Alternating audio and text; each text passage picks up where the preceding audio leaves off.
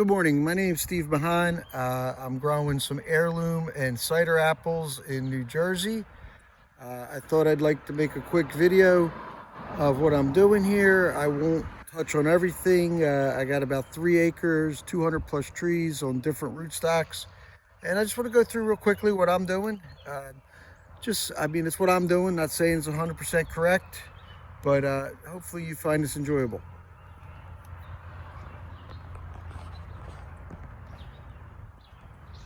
All right, so first I'll touch on, I'm protected from deer with an 8-foot fence around the entire property.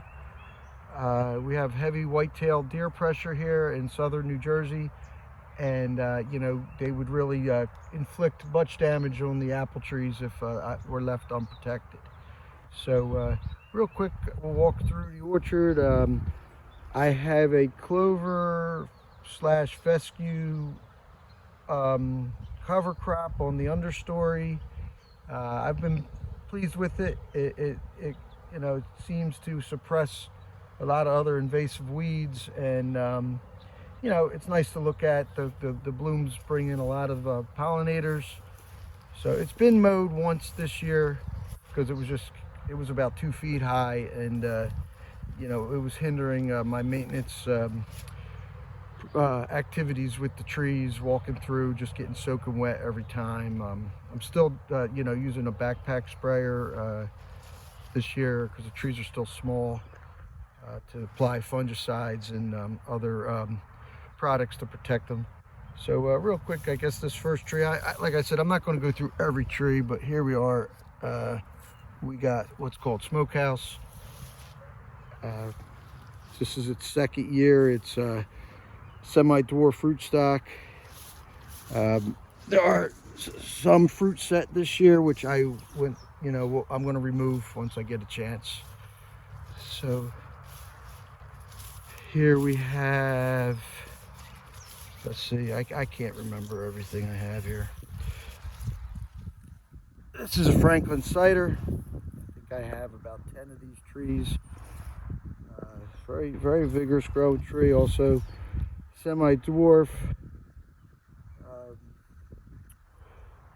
They're from Stark Brothers, these particular trees, so they don't divulge the rootstock, I guess, to private small purchases, so that's fine.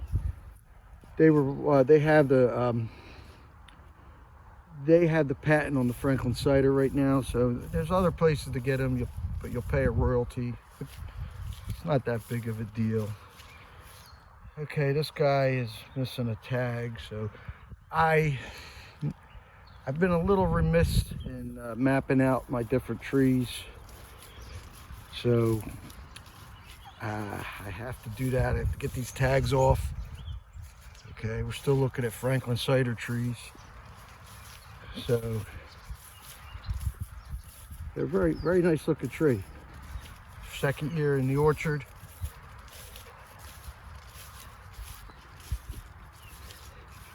Still Franklin cider. Maybe I have more than 10. I gotta be honest with you. Whatever. You understand. Install some spreaders, try to get some better branch angles. I'm going central leader training right now, and once they get up to maybe 3 tiers of scaffolding branches, that I'll take the leaders off and convert over to a modified central leader. This is King of Tompkins. I think I have 5 of these. Kind of important to me. I have about 5 or 6 cultivars that are native to the state of New Jersey. King of Tompkins being one of them. I believe it came from up around Trenton area, central New Jersey. The original tree should do good. It's native to New Jersey. King of Tompkins growing in New Jersey. All right. Now maybe I am going to go over each variety now that I'm into it. I'm sure I'm going to miss some because some are mixed in as things. This is still King of Tompkins. Some are mixed in as a tree might have not made it here and there. Now these are from trees of antiquity. These are M111 rootstock, semi-dwarf. It's the only rootstock Trees of Antiquity grows on. Just fine. They've sold, in my opinion, very nice trees. These are just planted last year, so these are their second year in my orchard. Okay, this is Cox's Orange Pippin. Looks like it's happy here, you know. We do have some fruit. I don't know if they're just going to fall off or try to mature, but I will remove this year when I get a chance. I might leave 1 or 2 apples here and there to try a variety. I know trees are still small, but we'll see. If a tree looks vigorous and the branch looks strong enough, I might leave an apple. This is yellow bellflower, another New Jersey native tree. Yellow bellflower. I believe it's a parent of Golden Delicious. That could be incorrect, but I think it is. Another yellow bellflower. Usually each cultivar does have a little different growth habit. I usually could tell when a variety ends and then changes. What do we got here? Still yellow bellflower. See a nice little fruit set there. Might leave 1 apple or 2 on that tree. Really like to see what a yellow bellflower is like. As you can see the red clover and white Dutch clover blooming. Probably would have been a lot more if I didn't mow, but I had to. The clover was literally up to my waist. Okay, this is Arkansas Black. Heard good things about the tree. I have some of those. That's from Trees of Antiquity M111 rootstock. These are all Arkansas Black.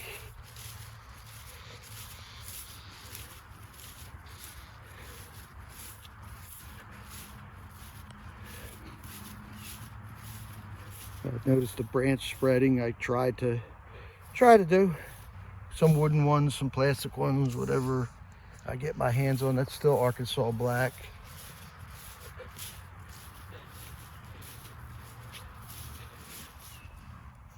And it's still Arkansas Black. This one looks good. I think this is Golden Delicious. Let's see on the tag. Nope, this is Virginia Hughes crab.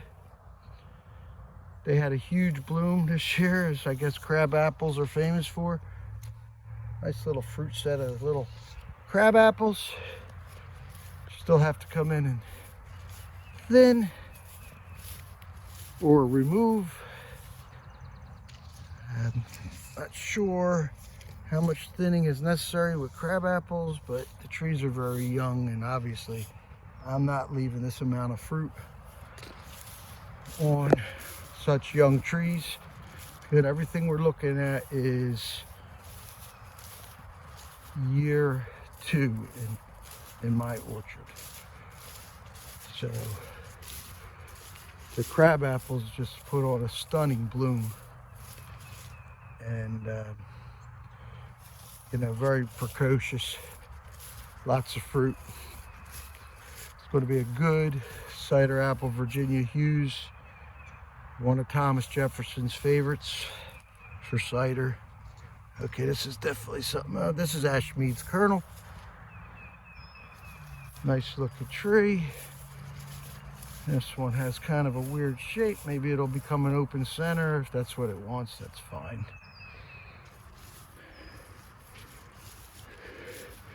This one here,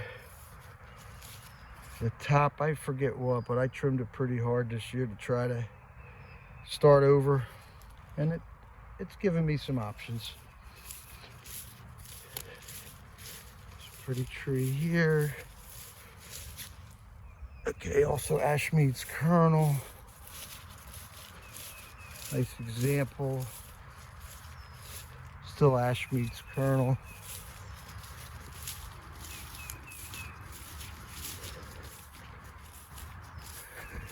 I think we got something different here. Still got some lots of immature fruits, some flowers still on the tree. These are golden delicious. Like I said, once that fruit starts, you know, from as far as I know, they say about dime sized, come through and clip the fruit off. It's been damp right now, and I've treated, you know, I filed a fire blight spray protocol, which the trees are looking healthy. I also been trying to stay on top of cedar apple rust, which, knock on wood, I don't see any evidence of it in my orchard at this point, but we're having a pretty damp spell right now, so big fruit set on the leader. Obviously that'll all go, it'll destroy. You do not want fruit on the leader. Such a young tree that you're trying to grow a leader, it'll bend it over and okay, these are stamen wine sap. Not sure exactly where they switched, but that might have been the first one. So this is all wine saps. Well, not all. I did 10 of some, 5 of others. I do have 20 Harrison crab apple trees because it's a famous New Jersey cider tree from Newark. So I'm interested in making some Newark cider, which is a combination of the Harrison, I think, being the main ingredient, and Granny Winkle, Campfield, which are all out here. All right, this was, I think, something that I just put in between some trees. Maybe not. No, this is a Grimes Golden, Stark Brothers last year. Very nice tree. These are probably all Grimes Goldens. I mean, that tree's doing good for 2 years old. I'm happy with it anyway, and I guess that's all that matters, but hopefully you enjoy my trees too. It's Grimes Golden again. Now this is something different. I think there's a Whitney crab apple. Let's see here. No. Chestnut crab apple. And I put some crab apples here and there. They're good pollinizers, and they're good for cider. It's another chestnut crab apple. All right, here we got, what do we got? We have Liberty. I think I just have a few Liberties. I used them where I might have lost a tree. Liberty has a fruit set on the leader. Fortunately, here's some more on a lateral. Maybe I could keep a couple of trees. You know, pretty vigorous tree. I don't think a couple apples are going to hurt it. This is something else. This group right here, I could see that the apical dominance really suppressed buds along the branches. I guess that's the growth habit of this is Granny Winkle. Another cider tree.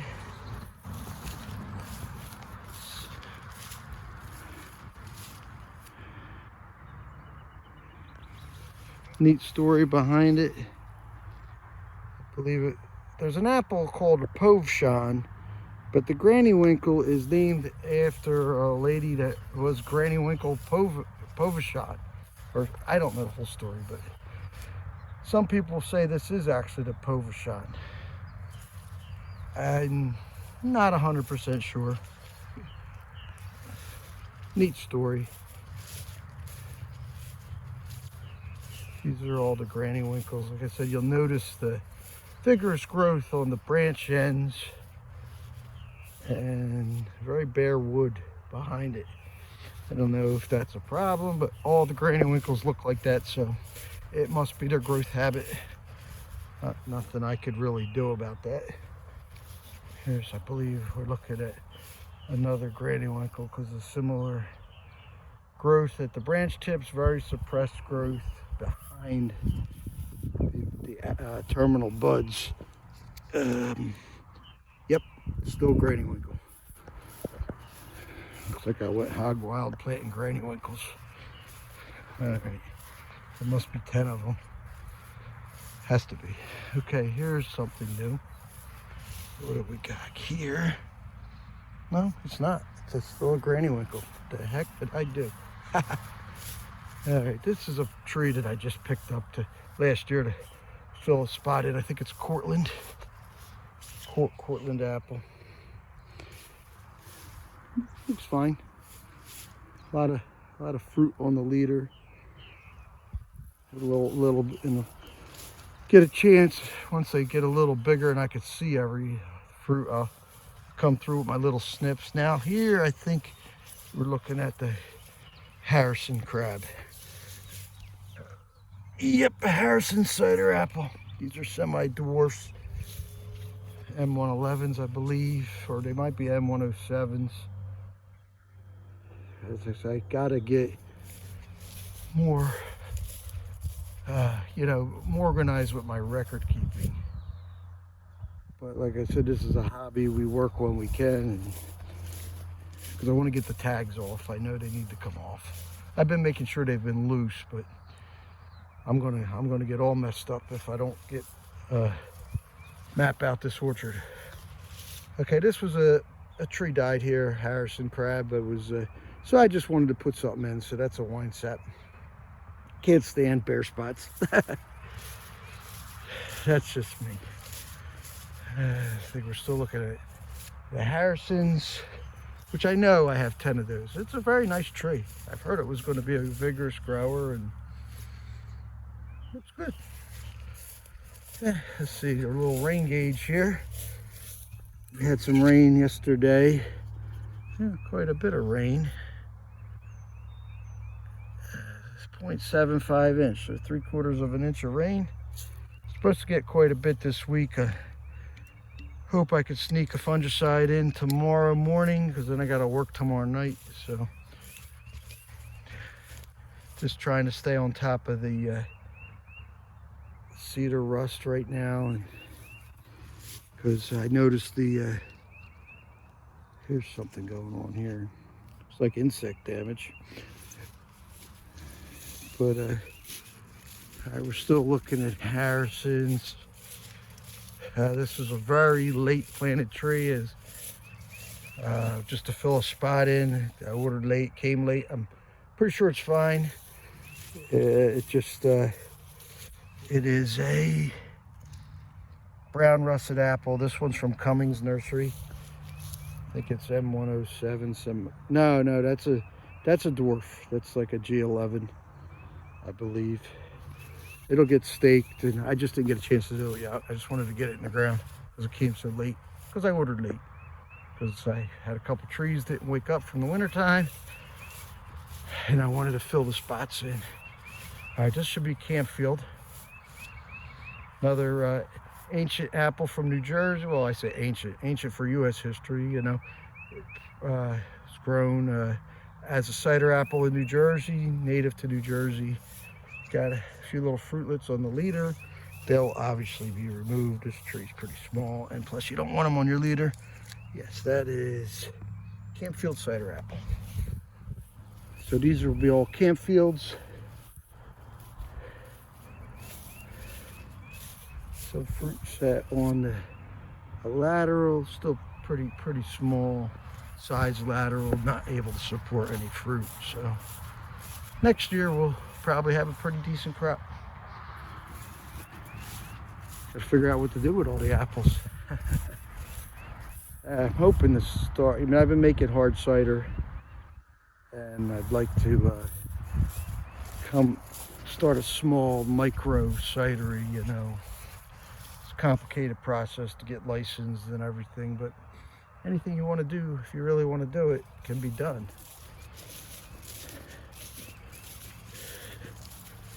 All right, we're still looking at camp fields. I think that the rest of this row is camp fields. Now, most of the people that I'll be posting this to, well, it'll be on YouTube, so I guess I could, these are pears. I have 8 pear trees. So, I'm sure people have interest in that. These are golden russet pears. All my pears are semi-dwarf from Stark Brothers. I'm happy with them. Their second year. I think they're looking pretty darn good. It's Bartlett pear. Notice the clothespins for trying to, pears want to grow so straight up. It's really important to try to train the branches, even more important than pruning them. There's another Bartlett pear. I have Seckel. This is called a sunrise pear.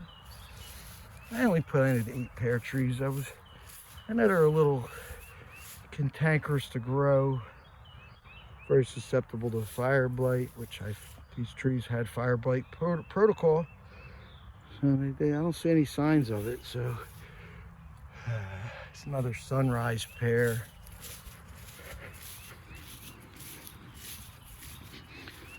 It's a little out of control with the clothespins up there, but whatever, we'll see what happens. This one is the, what is it? What do we got here? Pear, what is this pear? Maybe it's on the other side of this.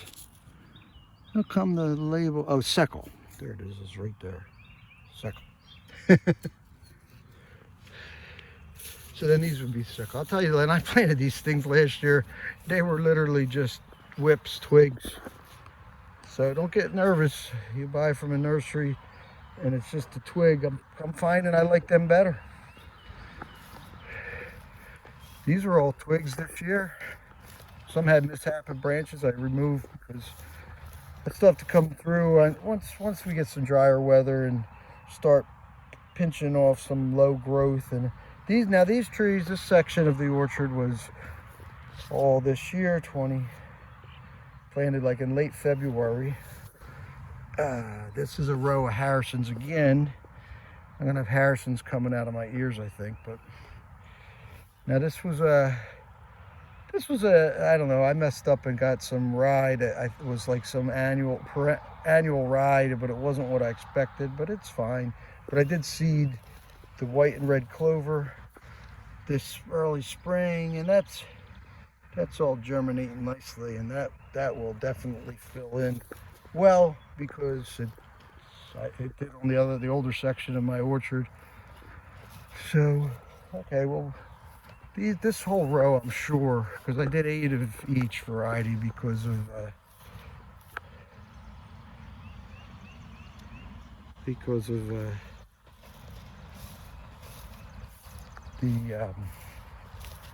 and my parents just drove by. This is actually, my mom and dad live across the street. This was my mom's father's property. So he cleared it with horses around the 1930s. So anyway, these are all Harrisons in this row. So now we'll go over to this other row of 8 trees. These are a different variety. These are camp fields. So I got 8 of those. Oh, sorry for the quick movement. Now these are dabinets. I have 8 dabinets, and I found this is normal for the cultivar. Very, very late. Just breaking bud here on Mother's Day. Dabinets, these will be also M111s, some trees of antiquity. I bought most of my trees from that nursery this year because I was very pleased with the trees from last year. I'll say this year they were smaller than last year, but they all look great. I mean, obviously this tree is going to need some low branches removed and some training up top, but you know, this is just very, very healthy looking trees. This is Roxbury Russet, M111. Doing good, doing good. Very nice looking tree. Must have a row in them, they all look identical. So you can see the clover really starting to germinate down there. I mean, it was planted probably in very early March. So by the middle of the summer, it'll, I mean, I like the clover. Some recommendations are against it. It can harbor voles and stuff. But I think as long as you keep the base of your trees real clean, we'll see. I've been happy with it. It doesn't get too tall, and it's just nice to look at. And that's part of it too when you're just a hobby person. Okay, this is Newton Pippin apples here. I'm not sure if the whole row is Newton Pippin, but I'm sure I missed a few different cultivars because, like I said, I have some stuff mixed in that doesn't make sense. But okay, these are Porter's Perfection. That's a pretty tree for the first season in the orchard. Very nice, Porter's Perfection, M111. It's again trees of antiquity. Porter's Perfection. Just try to research good cider apples and, you know, sharps, sweets, bitter sharps, the whole. So yeah, hopefully I could get some cider. Okay, now here's a pretty little tree. Now this is a dwarfling. That's why I got the little stake on it for right now until I could get the permanent support up. Dwarflings need support. She's blooming away. Obviously this tree will not be allowed to keep any fruit, but I'm enjoying the flowers right now. This is Ergamot Russet. This is from Cummings Nursery. I can't recall the rootstock, and I mean, I got to look at my paperwork. I have the information, but they're like either G11 or Bud 9 semi-dwarfs. I mean, dwarflings. Now my dwarflings, yeah, maybe, you know, people might say I could go closer with them. I'm 10 foot apart right now. That's fine. I got enough trees. I don't need to jam them in. So these are Bevan's Favorite, another New Jersey tree. I think I have 1, 2, 3, 4, 5 of them here. Bevan's Favorite. These came from a nursery called Century Farms Orchard. These are Bud 9. It's on the thing. So that's actually got its permanent support, 12-foot T-post. That as the tree climbs, I'll keep it attached to it. So a little row of Bevan's Favorite here. Okay, now like I said, I mostly have heirlooms and ciders, but got a little weird here, but read a lot of good things about the apples, so I planted. These are Enterprise, a modern apple cultivar, but I believe it was propagated at Rutgers University, or these are on G41 Enterprise. What nursery? Cummins Nursery. That's first year tree. I mean, it will get they will get permanent support. Didn't get a chance to do that yet. But like I got on a tangent, but I think they were done in conjunction with Rutgers University, which is in New Jersey. It's New Jersey's agricultural college, so I guess you could kind of consider this a New Jersey tree. It also bloomed, but it doesn't look like it's setting any fruit, which is fine because it's not going to be allowed to carry any fruit anyway this season. There's a little crimson clover popping up. Pretty. The blue, I love the cover crops. It's mostly, I know it's a good thing, but I enjoy seeing what grows, and you gotta love growing things to do this. Otherwise, because I'm not sure, I'm not doing this to get some kind of big return, but if I can break even and love what I'm doing. Like I said, this is a hobby. I work construction as a career. I'm 54 years old. These are still the Enterprise. Okay, here's something different. What do I got here? This is Spy Gold. Can't remember why I chose Spy Gold, but I usually read a lot about something before I plant it. So, looking good. These came as whips. It's an example that this is still laying here. When it came, that branch was on top. So I headed it at about 30, between 30 and 35 and 34 inches. And getting a good bud break right here. Got a leader. So the first scaffolds will be up a good 24 plus inches from the ground. I mean, they're only dwarflings. Probably just train them on the posts. I don't think I'm going to put a trellis in. I mean, it's something that interests me, but I don't know if I have the time. And so this is also Spy Gold on G11. Okay, here's another tree that was just planted. There was just 3 trees that came late to fill in some spots that I underestimated, or yeah, this is also that brown russet.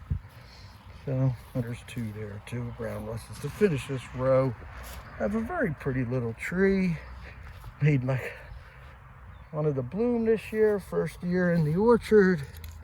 Bergamot russets, which is supposed to be a very good tasting heirloom cider apple. Also good for cider. I don't know why some nurseries put the rootstock on the ticket and others don't, but they're definitely dwarflings. So little bergamot russet trees. So, well, that's pretty much more than what I actually expected to go over today. I was going to do a quick video, but I got carried away, which I always do when I get out here. And this tiny little spot right here, which I'm probably going to put apples. Maybe it could only maybe 16 more dwarflings, but right now I put wildflowers in yesterday, Northeast native wildflowers, and yeah, it'll be pretty.